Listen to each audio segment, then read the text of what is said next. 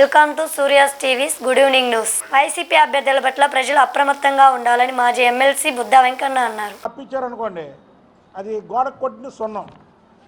ఇతని మీద ఇతను పెద్ద రాంగ్ ఒకటి చేశాడు. అతను ఎన్నికల అఫిడవిట్లో అతని మీద ఉన్నటువంటి కేసులు, ఇతని మీద చీటింగ్ కేసులు ఉన్నాయి, ఇతని మీద 420 కేసులు ఉన్నాయి. ఇది జాగ్రత్తగా వినండి. 420 కేసులు ఏంటంటే శ్రీరామ్ చీట్స్కి 2012, మీరు ఇది జాగ్రత్తగా అండర్లైన్ చేయాలి. 2012లో అతను వేసిన అఫిడవిట్లో శ్రీరామ్ చీట్స్కి ఫైనాన్స్కి డబ్బులు ఇవ్వాలి. ఇదంతా 2024. ఇప్పుడు వరకు ఎందుకు ఇవ్వలేదండి? నువ్వు అప్పుల గురించి మాట్లాడతావా? ఐఓబి బ్యాంక్ అండి 33 కోట్ల రూపాయలు ఇవ్వాలి. వాళ్ళు అనేక నోటీసులు ఇచ్చారు. ఇతను ఎంపీ పదవి అడ్డం పెట్టుకొని వాళ్ళని అల్లాడిస్తున్నాడు.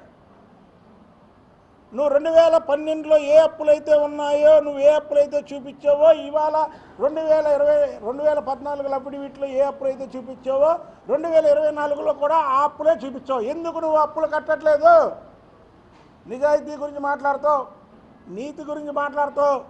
నువ్వెందుకు కట్టట్లా? అప్పులు ఎందుకు కట్టట్లా? ఇందులో రాసావు కానీ నీ ఆస్తులు వివరాలు రాసావు. నీకు ఆటోనగర్లో స్థలం ఉంది, కానూరులో స్థలం ఉంది, లేకపోతే నారా చంద్రబాబు నాయుడు గారి కాలనీలో స్థలం ఉంది, ఇక్కడ కేసీఆర్ భవన్ ఉంది, ఇవన్నీ రాసావు కదా. ఇందులో అమ్మి ఎందుకు అప్పులు తీర్చట్లా నువ్వు? నిన్ను సూటిగా అడుగుతున్నావు. నువ్వు 2012 నుంచి 2014 నుంచి 10 సంవత్సరాల్లో నువ్వు ఒక పార్లమెంట్ మెంబర్గా ఉండి విజయవాడ సెంట్రల్ ఎమ్మెల్యేగా నామినేషన్ వేసిన ఆర్ఎస్సీ నాయకుడు పోవూరి సుబ్రహ్మణ్యం ఉపసంహారం చేసుకున్నట్లు మీడియాకు వెల్లడించారు. నా పేరు సుబ్రహ్మణ్యం. నేను వైశ్య కమ్యూనిటీ చెందినవాడిని. ఇక్కడ సెంట్రల్ నియోజకవర్గంలో కాన్స్టిట్యున్సీకి కంటెస్ట్ చేశాను. బట్ కాకపోతే ఇక్కడ వెల్లంపల్లి గారి నాయకత్వం వర్ధిల్లాలని నేను వారితో సహకరించి వారితో పాటే నడవాలి అని ఆలోచించి వారితో ముందుకు వెళ్ళాలి అని వారి పార్టీలో చేరే విధంగా ప్లాన్ చేసుకుని మా ఉన్నటువంటి కార్యకర్తలు కానీ మేము కానీ మా సపోర్ట్ మొత్తం వెల్లంపల్లి గారికి సపోర్ట్ చేయాలని ఉద్దేశంతో నేను విత్డ్రా అయ్యి జగన్ గారి నాయకత్వం వర్ధిల్లాలి అనే ఉద్దేశంతో ఇప్పుడు మేము వెల్లంపల్లి గారితో మేము సపోర్ట్ చేస్తూ కంటిన్యూ చేస్తున్నామండి. Thank you sir.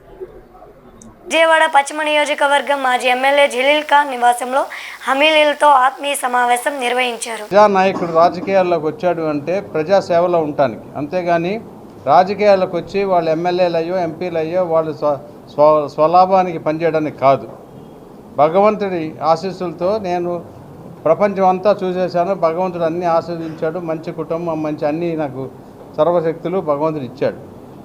12 సంవత్సరాలు మన భారతీయ పార్లమెంట్లో మన ఆంధ్రప్రదేశ్ గురించి వాణిని వినిపించాను.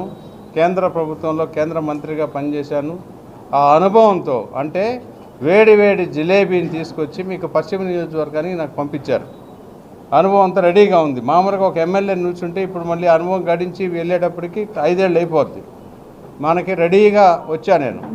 నాకు ఓటు వేయటమే కాకుండా ఓటు వేసినాక ఎన్ని విధాలా మీరు ఉపయోగించుకోగలరో, మళ్ళీ ఇదే ఎక్కడైనా కానీ మీకు చిన్న చిన్న బ్రేకులు పడితే జలీల్ ఖాన్ గారి నెత్తి మీద కూర్చొని ఉన్నా సరే మీరు పని చేయించుకోండి నా దగ్గరికి వచ్చి. అదొకటి. ఇప్పుడు మన ముఠా కార్మికులందరూ జనరల్గా చూస్తే వాళ్ళు శక్తికి మించిన బరువులు మోస్తుంటారు. అనేక సందర్భాల్లో చూస్తాం.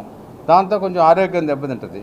కాబట్టి వాళ్ళకి బీమా ఎలా ఇవ్వాలి అనే దాని మీద నేను డెఫినెట్గా రాసి పెట్టుకున్నాను. అదొకటి వర్కౌట్ చేద్దాం. బీమా అంటే మీకు రక్షణ, ఇన్సూరెన్స్ లాగా. ఇన్సూరెన్సే బీమా. ఓకే. తర్వాత ముఠా కార్మికులు ఒకవేళ కనుక ఆ పని చేస్తున్నప్పుడు ఏదైనా కనుక యాక్సిడెంట్ అది అయితే దానికి ఒక సంక్షేమ బోర్డు పెడదాం ముఠా కార్మికులందరికీ. ఎందుకంటే దాంట్లో రోజుకి రూపాయి ఇచ్చారనుకోండి, మీరు మిగిలింది ఈక్వలెంట్గా గవర్నమెంట్ తెచ్చే స్కీములు ఉన్నాయి కొన్ని. నరేంద్ర మోడీ గారు డెఫినెట్గా గత 10 సంవత్సరాల్లో భారతదేశంలో ఉన్న ఎన్నికల నేపథ్యంలో రౌడీ షీటర్ల అసాంఘిక కార్యకలాపాలకు పాల్పడుతూ శాంతి భద్రతలను విఘాతం కలిగిస్తూ కఠిన చర్యలు తీసుకుంటామని పట్టమట సీఐ మోహన్ రెడ్డి హెచ్చరించారు. 3 గంటలకు పంపుతారు. అర్థమవుతుందా? మనకి ఎలక్షన్ ఏ టైం నుంచి ఏ టైం వరకు ఉదయం 7 గంటల నుంచి సాయంత్రం 5 గంటల వరకు ఉంటుంది. ఈ Ramavarapadu, NSM school, Nirmala school వీళ్ళు ఎవరైతే ఉన్నారో వాళ్ళు మాత్రం 3 గంటలు ఇక్కడి నుంచి పంపుతారు. సరాసరి పోలింగ్ బూత్కి వెళ్తారో ఓటేసుకుంటారు. ఇప్పుడు మీరు చెప్పిన ఇది బందర్ కానీ లేకపోతే అక్కడ వేరే ఊళ్ళు అవనిగడ్డ కానీ వీళ్ళు మధ్యాహ్నం 1 గంటకి పంపిస్తారు. మీరు వెళ్తారు, ఓటేసుకొని మళ్ళీ అక్కడ ఉండరు, తిరిగి వచ్చేస్తారు. దీంట్లో ఎవరన్నా అయితే మీరు మీ ఓటర్ ఐడి కార్డు తీసుకొస్తే మాత్రమే మిమ్మల్ని పంపుతారు. లేకపోతే వాళ్ళలాగే ఓటు హక్కు లేనట్టుగా భావించి మిమ్మల్ని పంపుతారు. మీరు ఇక్కడి నుంచి వెళ్తాం, సరాసరి ఓటేసుకుని తిరిగి మళ్ళీ వచ్చేయడమే. మళ్ళీ అక్కడ అయిపోయింది కదని గొడవల్లో పాల్పడటము, క్యూరియన్లో నుంచునేటప్పుడు గొడవ పట్టడం, లేకపోతే ఎక్కడన్నా ఏదన్నా గొడవ జరుగుతుందని ఇలా గొడవలో దూరడం కనుక చేస్తే అక్కడ కట్టే కేసుల్లో మిమ్మల్ని కూడా ముద్దాయిలుగా పెట్టి అదే రోజు మిమ్మల్ని రిమాండ్కి పంపుతారు. అర్థమవుతుందా? మిమ్మల్ని ఒక టైంకి పంపుతారు, ఆ టైంకి ఓటేసుకుని మళ్ళీ తిరిగి పోలీస్ స్టేషన్కి వచ్చేస్తారు. మీరు గొడవలు పడతా ఉంటే చూడటానికి వెళ్ళినా మీ ద్వారా గొడవ జరిగిన ఖచ్చితంగా మీ మీద బెయిల్ రాని బైండ్ ఓవర్ కేసులు ఆల్రెడీ మిమ్మల్ని బైండ్ ఓవర్ చేశారు. దానికి సంబంధించి మీరు కేసులో ఇన్వాల్వ్ అయితే ఆ ప్రాపర్టీని అటాచ్మెంట్ చేస్తారు, లేదంటే జైలు శిక్ష పడుతుంది. విజయవాడ పశ్చిమ నియోజకవర్గంలో బీజేపీ ఎమ్మెల్యే అభ్యర్థి సుజనా చౌదరి గెలుపు దాదాపు ఖాయమని టీడీపీ నేత మాజీ ఎమ్మెల్యే జలీల్ ఖాన్ అన్నారు. మంచి పలుకుబడి ఉన్న వ్యక్తి, రాష్ట్రంలో కానీ కేంద్రంలో కానీ అనేక విధాలుగా ప్రజా సమస్యలు పరిష్కరించే శక్తి ఉన్న వ్యక్తి. నేను కూడా నాకు సీట్ రాబోతే కొంత మనస్తాపంతో ఉన్నా.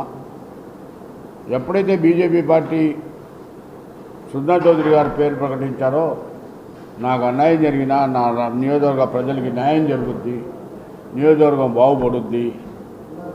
కాబట్టి మనం బయటికి ఆయన పిలవగానే నేను బయటకు వచ్చి కష్టపడి ఆయన్ని గెలిపించడానికి ప్రయత్నాలు చేస్తున్నా. ఇక్కడ మా పశ్చిమ నియోజకవర్గంలో ముస్లిం ఎవడు, హిందూ ఎవడు, క్రిస్టియన్ ఎవడు అనేది తెలియని పరిస్థితి. ఎందుకంటే అంత అన్నదమ్ములుగా కలిసి ఉంటాం. వ్యాపారాల్లో కానీ, స్నేహాల్లో కానీ, కార్యక్రమాల్లో కానీ మేము అందరూ కూడా కలిసిమెలిసి ఉంటాం. కొంతమంది దుష్ప్రచారం కూడా చేస్తున్నారు బీజేపీ పార్టీ అని. బీజేపీ పార్టీ అయినా, తెలుగుదేశం అయినా, వైసీపీ ఉన్నా, ఏది ఉన్నా మాకు కావాల్సింది పార్టీలు కాదు. మా నియోజకవర్గం బాగుపడాలి, మా జిల్లా బాగుపడాలి. ఆ శక్తి సుజనా చౌదరి గారి ద్వారా ఉంది. కాబట్టి పార్టీలకు అతీతంగా, కులాల మతాలకు అతీతంగా మేము ఆయనకి సపోర్ట్ చేస్తున్నాం. రెండో విషయం వచ్చేటప్పుడు నా నియోజకవర్గంలో ఒక ప్రభుత్వ ఆసుపత్రి లేదు. కొండ ప్రాంతంలో దాదాపు 65-70 వేల ఓటింగ్ ఉంది. డెలివరీ కేసు అయినా గుంటుపల్లిలో సిట్టింగ్ ఎమ్మెల్యే బీజేపీ జనసేన బలపరిచిన టీడీపీ మైలవరం ఎమ్మెల్యే అభ్యర్థి వసంత వెంకట కృష్ణ ప్రసాద్కు ప్రజలు బ్రహ్మరథం పట్టారు.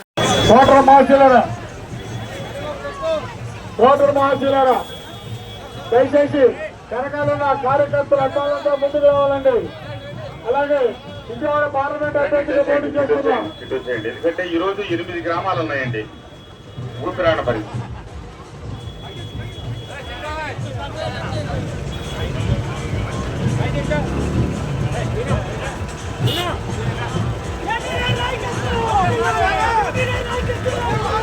జై వసంత, జై వసంత.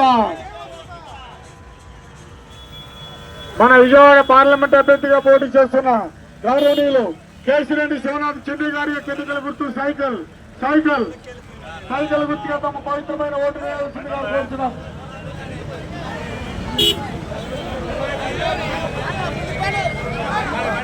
అమ్మ నమస్కారం అమ్మా. ఆశీస్సుల కోసం వచ్చాను. మీ దీవెనలు కావాలి. తప్పకుండా ఆగిపోయిన అభివృద్ధిని కొనసాగిద్దాం. జీకొండూరు నుంచి దుగ్గిరాలపాడు దాకా ఉన్నటువంటి రోడ్డుని నిర్మాణం పూర్తి చేపిస్తాను. ముఖ్యమంత్రి గారి దృష్టికి ఎన్నిసార్లు తీసుకెళ్ళినా రోడ్డు పూర్తి చేయించలేదు. తప్పకుండా రాష్ట్రంలో అభివృద్ధి చేసే ప్రభుత్వం వస్తా ఉంది. ఆ ప్రభుత్వం ఆధ్వర్యంలో రోడ్డు నిర్మాణం, మన గ్రామ సమస్యలు పరిష్కారం చేస్తామమ్మా. ఇంతటితో ఈ వార్తలు సమాప్తం.